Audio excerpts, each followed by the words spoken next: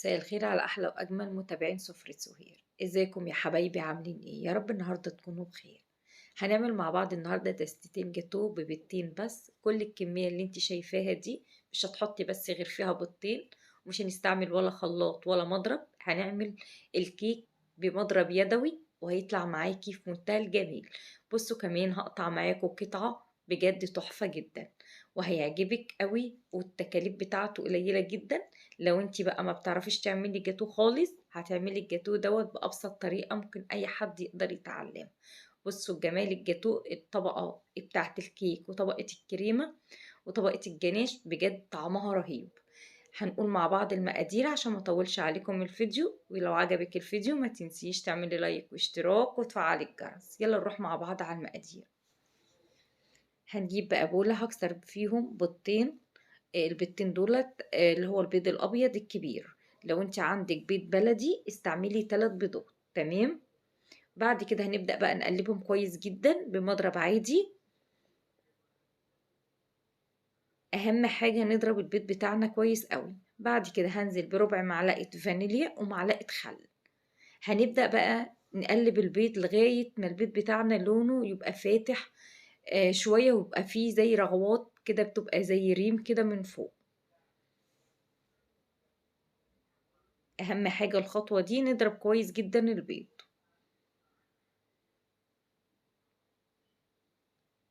هو اللون بدأ كده يعني يتغير وبدأ يعمل زي رغاوي بالشكل ده. بصوا، بعد كده هنزل بكوباية سكر. السكر بتاعي سكر عادي جدا ما طحنتهوش. بعد كده ببدأ بقى بالمضرب برضو أضرب الخليط كويس جدا. بعد كده بجيب بقى كوباية لبن، يعني كوباية ناقصة حاجات بسيطة قوي. كوباية اللبن دي أنا غليتها قبل ما أحطها، يعني قبل ما تحطيها اغليها. أنا عايزة اللبن بيبقى سخن مغلي. تمام. هنقلب كويس جدا السكر مع البيض مع الفانيليا مع الخل لغاية ما هتحسي ان انتي وانتي بتقلبي كده. بصوا عمل لون ابيض من على الوش وعمل رغاوة كتيرة جدا. هنزل بعد كده بمعلقتين كاكاو خام اسباني. بصوا دولت معلقتين بس مليانين، يعني كانت عندي المعلقة الأولانية مش مليانة قوي، فأنا ضفت يعني حوالي ربع معلقة تاني، فدول معلقتين. بعد كده بقلب كويس جدا الخليط بالشكل دوت. وانا بحط الكاكاو حطيت معلقة نسكافيه اللي هي سريعة الذوبان. تمام. بعد كده هننزل بكوبايتين الا ربع دقيق. واهم حاجة تنخلي الدقيق كويس جدا. كل ما انت دخلتي في الدقيق وانت بتنخليه هوا بتطلع معاكي الكيكة حلوة جدا وبتبقى هشة وخفيفة قوي. بصوا انا نخلتي باقي كمية الدقيق كلها بالشكل دوت. بعد كده جبت اللي هو الكيك شيف، نزلت بقى بباكو كامل. تمام. وحطيت اقل من ربع معلقة اللي هو الكربونات، وقلبت الخليط بالشكل دوت. بنقلب كويس جدا الكيك بتاعنا، واول ما بيوصل عندي بالقوام دوت بجيب بقى نص كوباية زيت بنزل بيها. وبعد كده بقلب الخليط بتاع الزيت مع الكيك بالشكل دوت. هنقلبه كويس جدا لغاية ما الزيت بتاعنا يندمج مع العجينة. تمام. في الوقت دوت بعد ما انا بقى بقلب كويس جدا الخليط، ممكن تحضري لو انت حابة تعمليه في صينية مدورة مقاس صغير ويطلع معاكي ارتفاع الكيك عالي قوي، حطيه في مقاس صينية مثلا 22. ماشي. إيه لو انت حابة بقى تعمليه جاتو، إيه اعملي بقى في الصاج دوت. هيديكي 24 قطعة جاتو. الصاج بتاعي كان مقاس 30 في 40. جبت أول حاجة دهنته زيت، طبقة زيت خفيفة، بعد كده رشيت عليه كاكاو. لو انت حابة بدل ما انت تحطي كاكاو حابة تحطي دقيق برضه هيبقى زي الفل. حابة تعملي ورقة زبدة برضه اللي يريحك.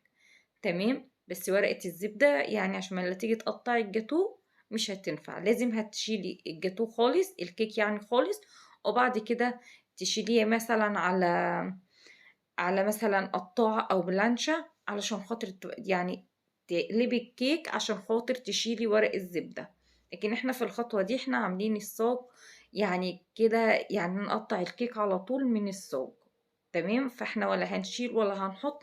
انا حاولت ان انا اسهل لكم الجاتو على قد ما انا اقدر، يعني بطريقة عشوائية كده وبسيطة. في نفس الوقت هتعملي الجاتو بأبسط طريقة. يعني الجاتو هتقطعيه من نفس الصاج من غير ورق زبدة من غير اي حاجة، وهيبقى سهل جدا في التقطيع معاكي. تمام. انا صبيت الخليط بتاعي بالشكل دوت، خبزته على درجة حرارة، قعد عندي 10 دقايق بالظبط. ما نطولش ما نطولش خالص الفرن، لانك لو طولتي الفرن الكيك بتاعك هينشف. تمام. لو اخر معاكي او لقيتيه لسه ما استواش كويس هيبقوا 12 دقيقة. بعد كده حضرت نص كوباية مية. جبتي بقى معلقة قهوة اللي هي سريعة الذوبان. وبعد كده هجيب معلقة جناش، انا كنت مجهزة الجناش بس احنا هنعمله مع بعض برضو في الفيديو، يعني انا هعمل معاكم كل الخطوات. هقلب كويس جدا الخليط دوت. وبعد كده هنزق بيه الكيك بتاعنا. بصوا هو مجرد ما انا حطيت شرب على طول الخليط، بس انا حبيت اجيب خلة كده هوت. ويعني بصوا يعني احاول اعمله مسامات كده عشان يشرب كويس جدا معايا.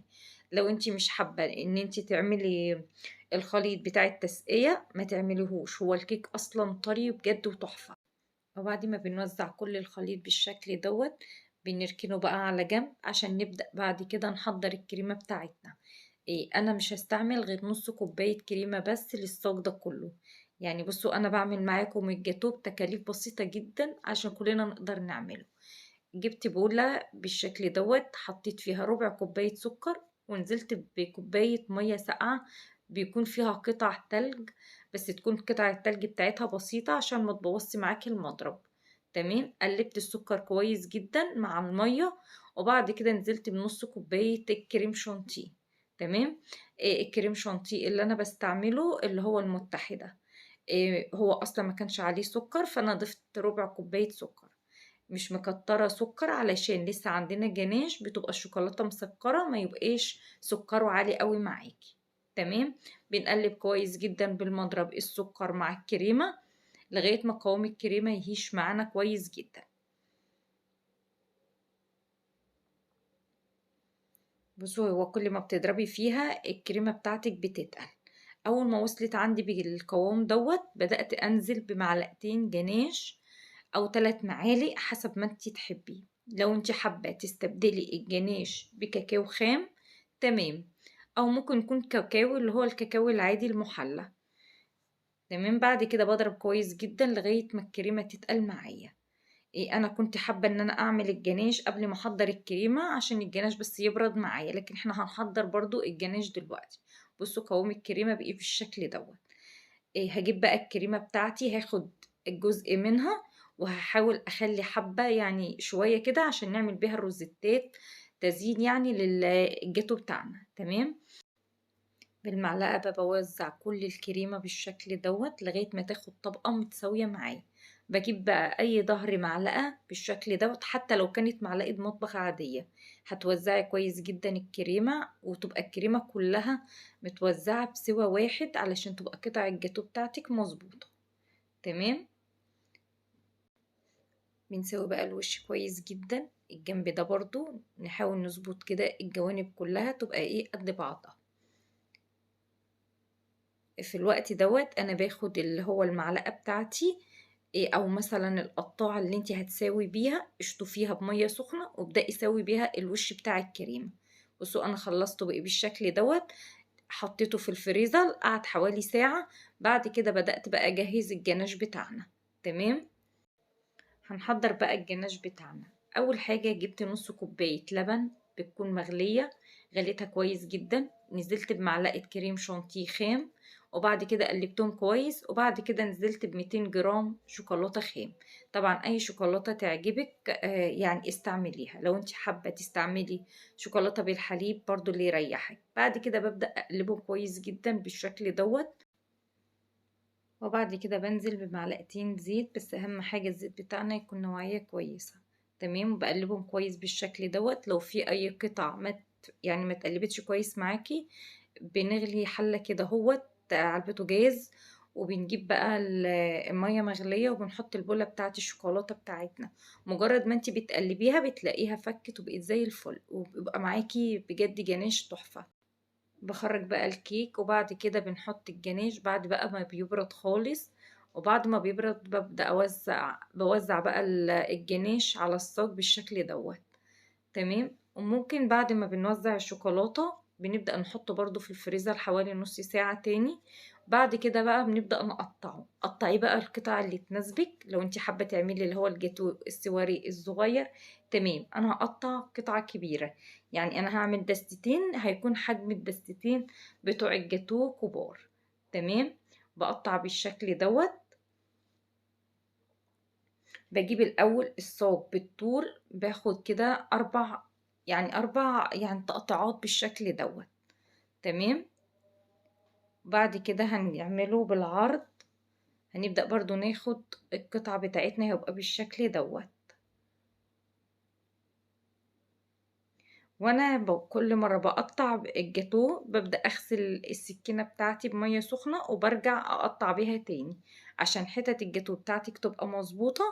يعني اهتمي بالحاجات التفاصيل اللي هي بتبقى صغيرة دي. تمام. بعد ما بقسم الجاتو بالشكل دوت. طبعا انتي لو حابة تسيبيه يعني من غير اي تزيين تاني هيبقى زي الفل. حابة تبشري شوكولاتة مبشورة على الوش وتحطيها توزعي يعني كده لكل مربع من الجاتو شوية شوكولاتة مبشورين، تمام، اللي يعجبك. انا بقى هجيب قمع اللي هو القمع النجمة الصغير.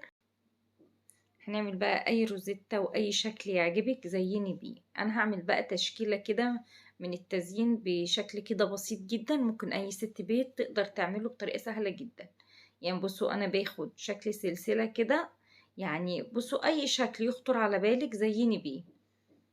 هنعمل نجوم، نعمل مثلا وردة، هنعمل اشكال كتيرة عشان انت تختاري الشكل اللي تقدري تعمليه واسهل ليكي اعمليه. ده شكل سلسلة اللي هي السلسلة الرفيعة كده بتدي شكل حلو قوي للجاتو برضو. تمام. لو انت حابة تجيبي قطع من الكريز وتزيني بيه برضو هيبقى حلو جدا. انا بحاول ان انا اعمل حاجة بسيطة جدا ممكن اي حد يقدر يعملها وفي نفس الوقت تبقى سهلة بالنسبة له. هنا حطيت نجوم صغيرة برضو ادي شكل حلو معايا جدا لقطعة الجاتو. هعمل بقى الوردة اللي تملي بحب اعملها قوي في الفيديوهات بتاعتي. يعني انا عملت تشكيلة كتيرة يعني جدا عشان اي حد يقدر يتعلم برضو اي شكل يقدر يعمله للجاتو. تمام. بعد كده بقى هوزع كريسبات اللي هي الكريسبات اللي هي بتبقى بالشوكولاتة. لو انت حابة تسيبيه كده تمام اللي يعجبك، انا بديكي افكار وانت اختاري اللي يناسبك واعملي. عملت معاكم ابسط طريقة جاتو، يعني ممكن اي حد يقدر يتعلمها. يا ريت بتمنى اللي يعمل اي حاجة يكتب لي في التعليقات. يا ريت بقى لو انتوا حابين اي وصفة جديدة نعملها مع بعض على القناة اكتبولي في التعليقات. وبكده فيديو النهاردة يكون خلص معاكم. يا ريت فيديو النهاردة يكون عجبكم واستفدتوا منه حتى لو كانت معلومة بسيطة. لو عجبك الفيديو ما تنسيش تعملي لايك واشتراك وتفعلي الجرس. استنوني الفيديو القادم. باي باي.